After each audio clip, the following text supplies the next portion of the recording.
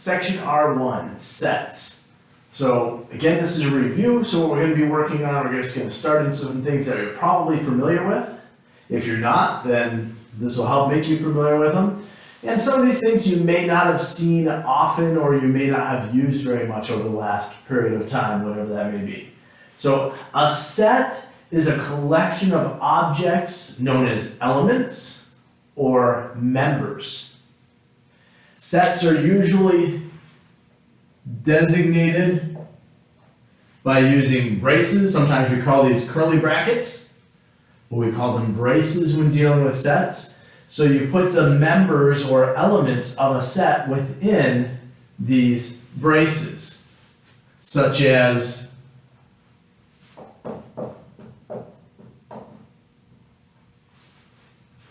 the set of the numbers 1, 2, 3, and 4. So there are 4 elements in this set. And those elements or members are 1, 2, 3, and 4. The order in which you put these elements within a set does not matter. So this set with the elements 1, 2, 3, 4 is the same as this set with the elements 4, 2, 1, 3. It has the same elements, therefore it is an equivalent set.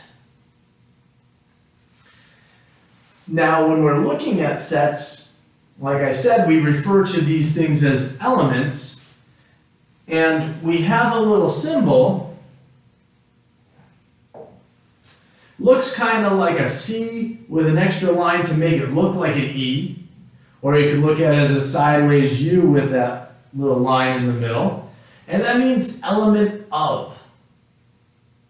So I could say that 3 is an element of this set that includes 4, 2, 1, and 3. In addition to that, we have a symbol that means not an element of, which is just the element symbol with a line through it. So I can say that 5 is not an element of the set 1, 2, 3, 4. Element of, not an element of. Now, when we deal with sets, we tend to name them using capital letters. So I have this set here. I'm going to get rid of my element things. And I could say this is the set capital T. So the set capital T consists of the numbers 1, 2, 3, and 4. Now, we could also name this not only as giving it a name and then listing out the elements, but in sets we can also describe the elements. The integers from 1 through 4. Natural numbers less than 5.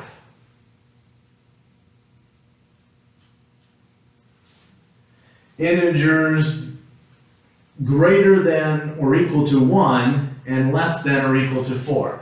So we can describe these sets in numerous ways. So you don't necessarily always have to list them out as elements. We can describe those elements. We also have some very specific sets or designations for sets.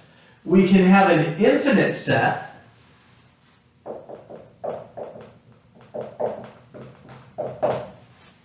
An infinite set has an infinite number of distinct members. Okay, that would be an infinite set. They have to be distinct. We're not just talking about continuous. We're talking about an infinite number of distinct values. So if we had the set of all integers, we know that there are distinct values for that. -4, -3, -2, right? 7, 8, 9. 1,546. All distinct values, but it is an infinite set because it is impossible to list all of the values. It never ends. As opposed to a finite set,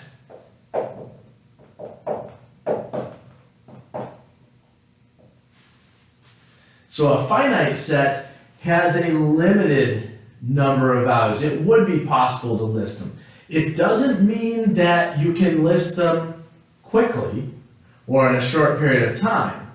I could have a set that is finite, all integers less than 1 million.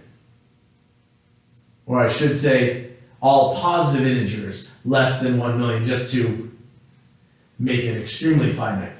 But it would take us a very long time to write the numbers 1 through 999,999.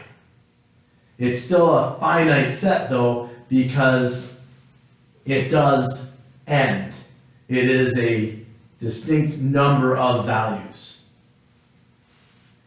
Now, a set that you should be familiar with is the natural numbers.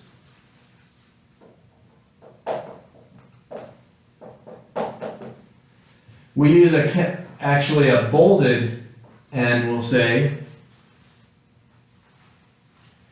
for the natural numbers. Natural numbers, if you remember, are your counting numbers. 1, 2, 3, 4, 5, 6, etc.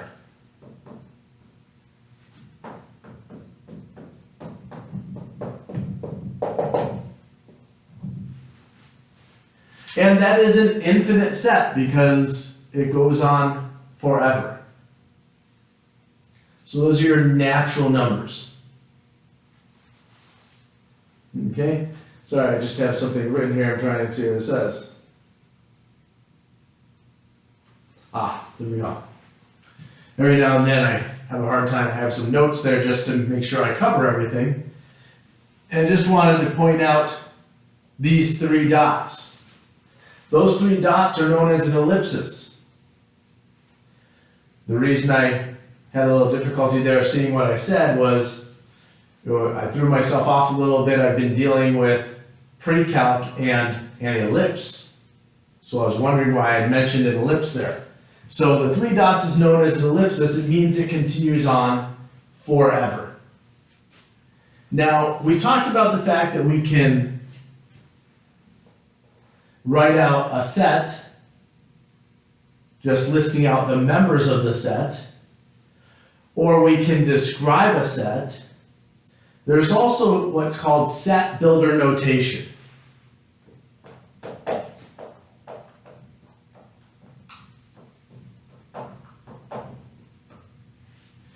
Which is a way of describing a set, maybe in less words or using some symbols. So I start with my brace and I say all x such that x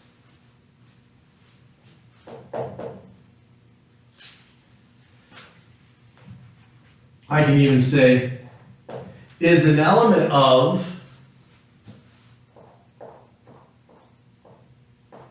the set of natural numbers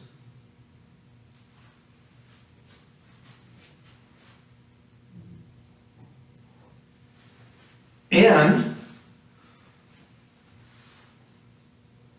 less than 50. All x such that x is an element of the set of natural numbers and less than 50. Which basically says 1, 2, 3, 4, 5, 6, 7, 8, 9, 10, 11, 12, 13, 14, 48, 49, and stops right there, right? So it's the counting numbers up through 49. It doesn't include 50 because it says in less than 50.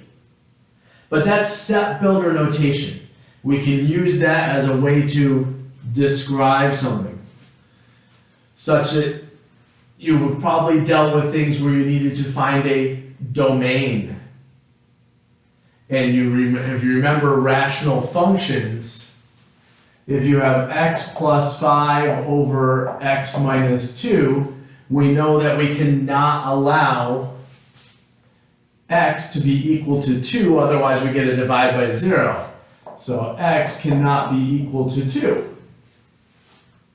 Well, if I want to ask what's the domain, which values of x can we plug into this and actually get an answer, I can now say all x such that x is a real number, x is real, and x is not equal to 2. Any other real number will give me a value. If x is equal to 2, then I get undefined because I can't divide by 0. Another set that we should be familiar with is the universal set.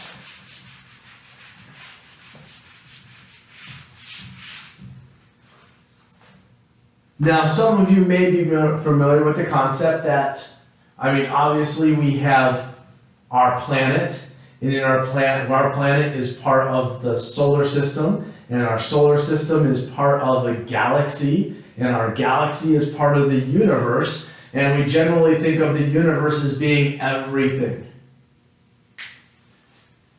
Well, the universal set many times labeled as an uppercase U, is the list or the set of everything under consideration or everything of interest. So the universal set includes everything that we can consider to be part of whatever we're working on.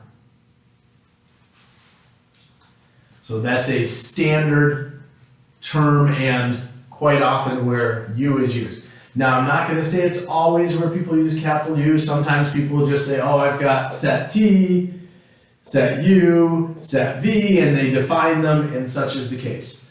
But many times the U is reserved for universal set. All the things that we're talking about. So maybe the universal set, if we're dealing with course numbers at MVCC, would be the list of all course numbers that are used at MVCC.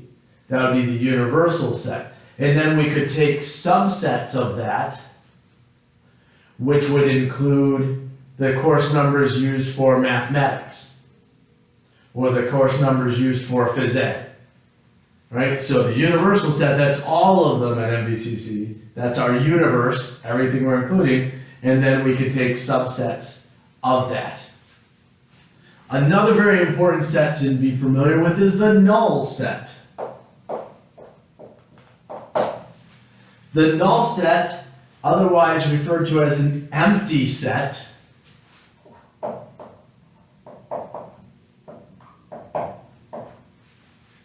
is a set that has no elements or members. There is nothing inside of it. When we are writing the null set or empty set in symbols, we can either use empty braces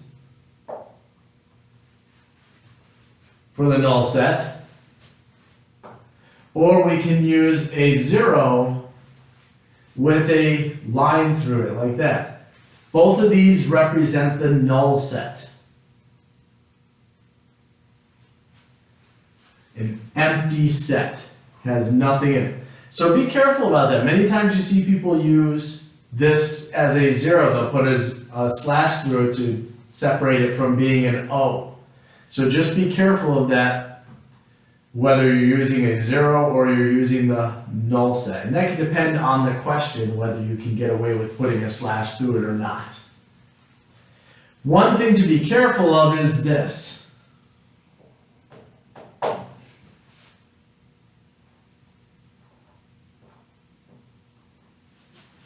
Do not write the null set as this null set symbol inside of brackets, because what you're really saying is that it is the set that includes the null set.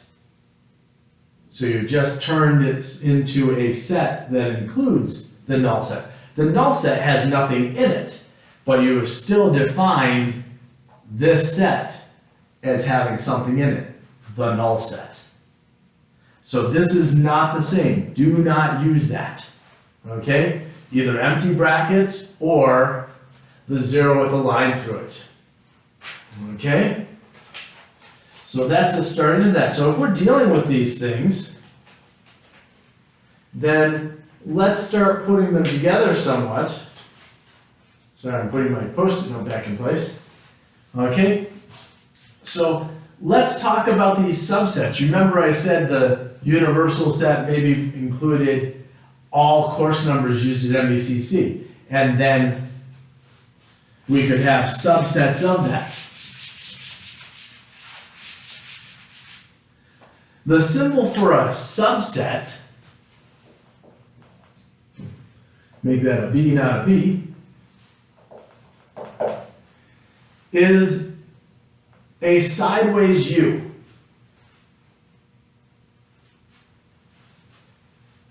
Now, many times you will see that sideways U with a line underneath it. Well, what is the difference between those? This is saying subset. It says that this set is contained within this bigger set. Well, the difference between having just the U and having the U with the line is just the same as the difference between less than or equal to and less than.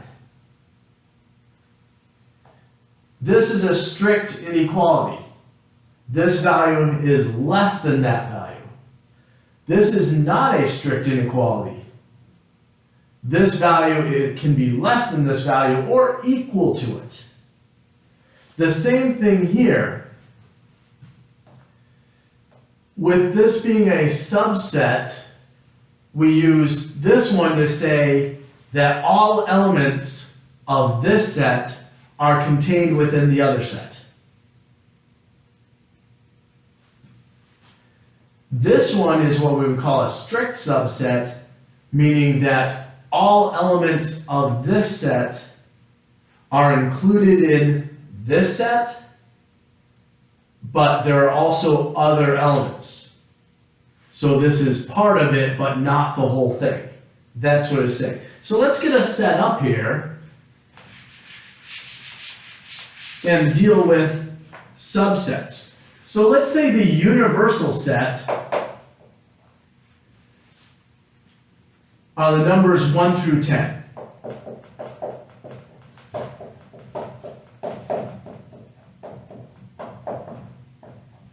So there we go. So we got our universal set as the numbers 1 through 10. Let's say set A are odd numbers, 1, 3, 5, 7, 9. Set B are prime numbers, 2, 3, 5, 7, 11. Actually, let's not do that. Let's just leave that at 7.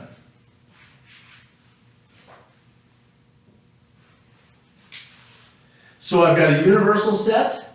I have my set A, which is the odd numbers from the universal set, and set B, which are prime numbers in the universal set. And let's make set C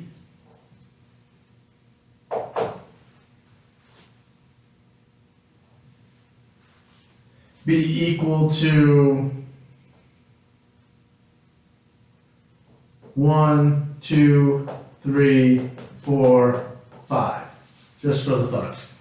So we can see here that A is a subset of U, because each value in A is in U. So I can say A is a subset of U.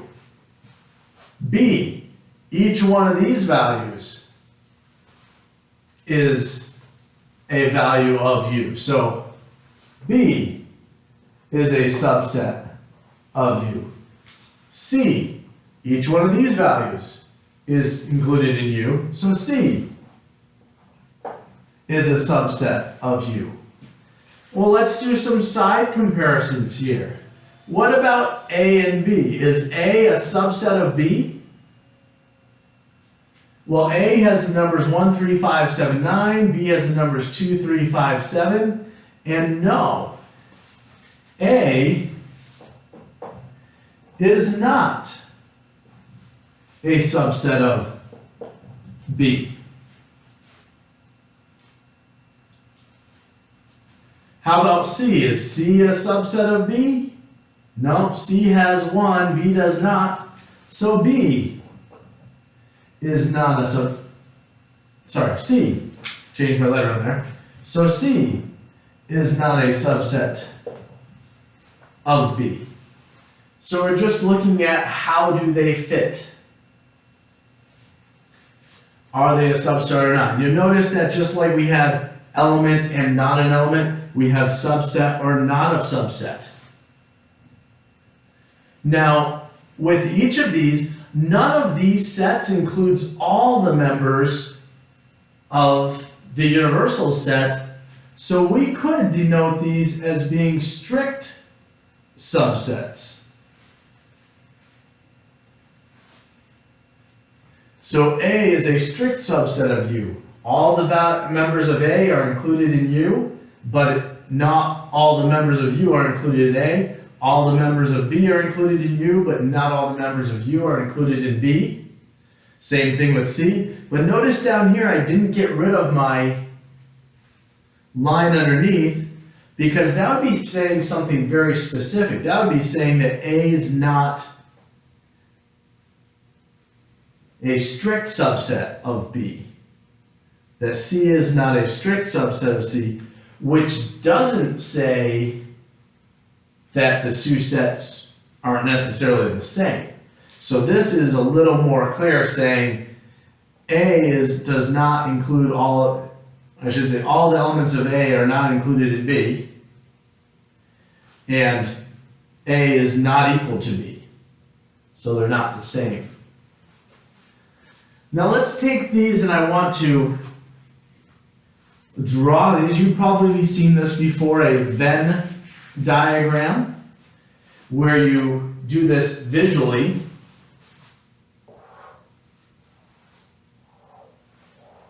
Sorry, it's kind of small here. I wrote everything else big.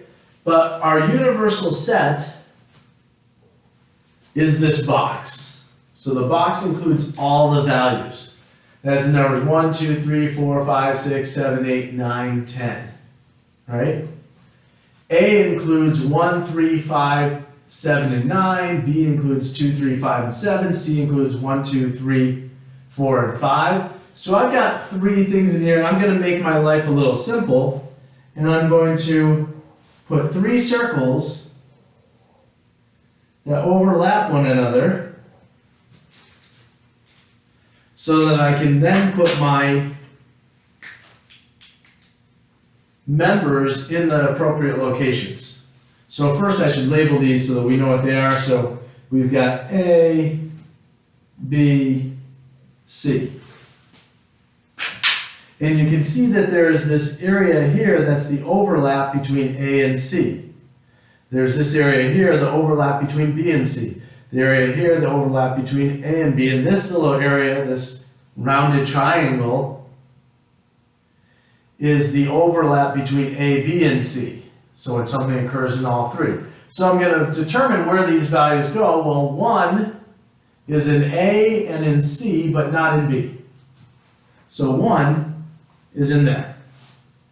2 is in B and in C, but not in A. 2. 3 is in all 3 of them.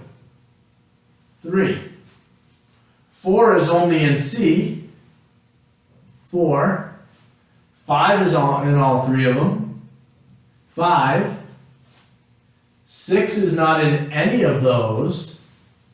6, it's only in the universal set. 7 is in A and B, but not in C. 8 is not in any of them. 9 is in A. 10 is not in any of them. So that's a Venn diagram showing the universal set. All my numbers are there. 1, 2, 3, 4, 5, 6, 7, 8, 9, 10. I can see that my values in set A are 1, 3, 7. Oh, I lost one there. 5 was in A, B, and C. You should have caught me on that. There we go. So A includes 1, 3, 5, 7, and 9, all in that circle. B includes 2, 3, 5, and 7, all in that circle. C includes 1, 2, 3, 4, 5, all in that circle. So I have all my things, and then the universal set includes 1, 2, 3, 4, 5, 6, 7, 8, 9, 10. So they're all there. So we can create a Venn diagram to show the overlap between these. And that sometimes makes it easier for us to determine whether we have subsets or not. Obviously with that, A, B, and C are all subsets of U, but considering that they all have values that are, I won't say unique to them, but they all include some values that make it so that they're not fully included in another set. None of these three are subsets of each other or equal to each other. Now, Venn diagrams can be very handy for allowing us to see things, and they're relatively easy for us to put together to show these subsets, members thereof, and elements. And I can very easily answer the question with this: is 8 a member of set A? And I look at A and I go, nope, 8 is not a member of set A, or not an element of set A. Is 4 an element of set C? Yes, 4 is an element of set C. So I can answer those questions. Okay, I'm just clear for a moment. Just to pick that up and make sure I'm still good. Yeah, that.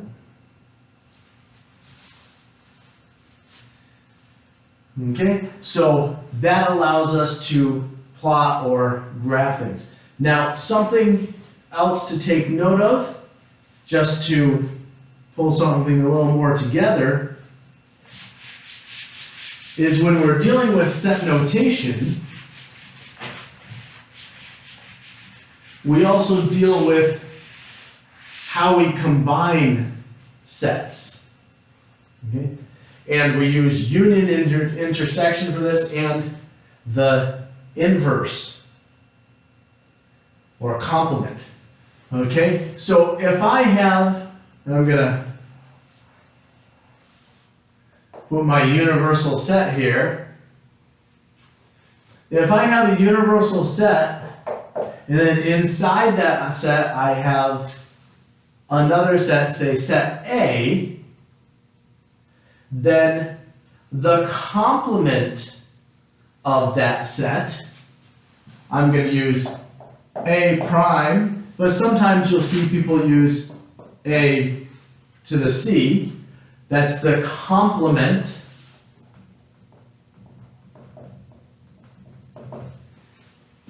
of that set is everything else. So if our universal set is this box and set A is there, then anything outside of that circle for A is the complement of A. So we have set A, and everything else is the complement of set A. So if we come back to our universal set, and I'm just going to make it a simpler one, I have 1, 2, 3, 4, 5, and I say set A is the numbers 1, 2, and 3, then the complement of A is going to be whatever's in the universal set that's not in set A So that would be 4 and 5, the complement of A. So that's the complement. Union. I'm going to write it over here. Union is when you unite two sets.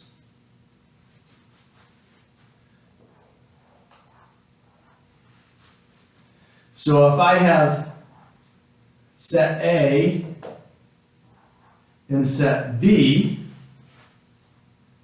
the union of set A and B,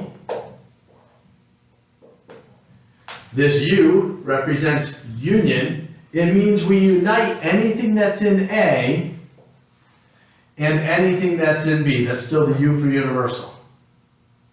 So the union of sets A and B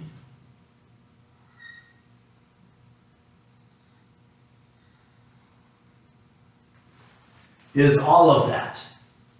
That is the union of sets A and B. So if I say that set B is the numbers 2 and 4,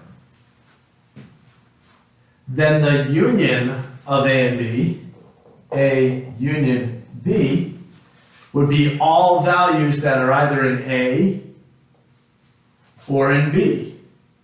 So we have 1, 2, 3, 4.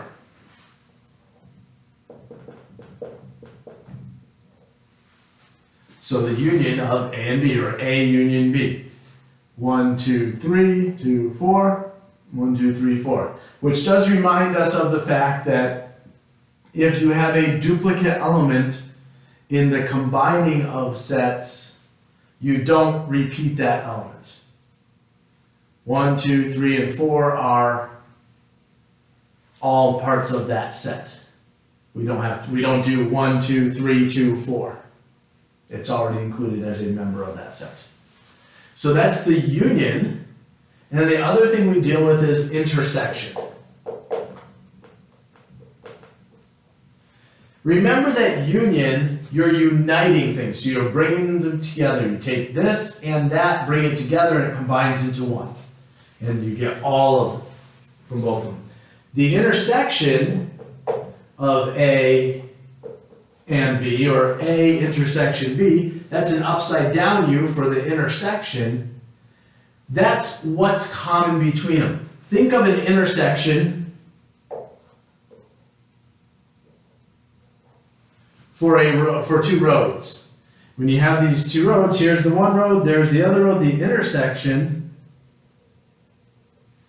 is that area there that is common to both of those roads. So when we're dealing with the intersection of two or more sets, oops, I carried away with that, then that's what is in common between them. So that's just going to be this area here. That's the part that is common to both A and B. Just to make it a little clearer, I'm going to color those in. All right? So the union, all of both of them, the intersection, what's common between them. So if I want to get the intersection of A and B, A intersection B, A has 1, 2, 3, B has 2 and 4. What's common between them is the 2.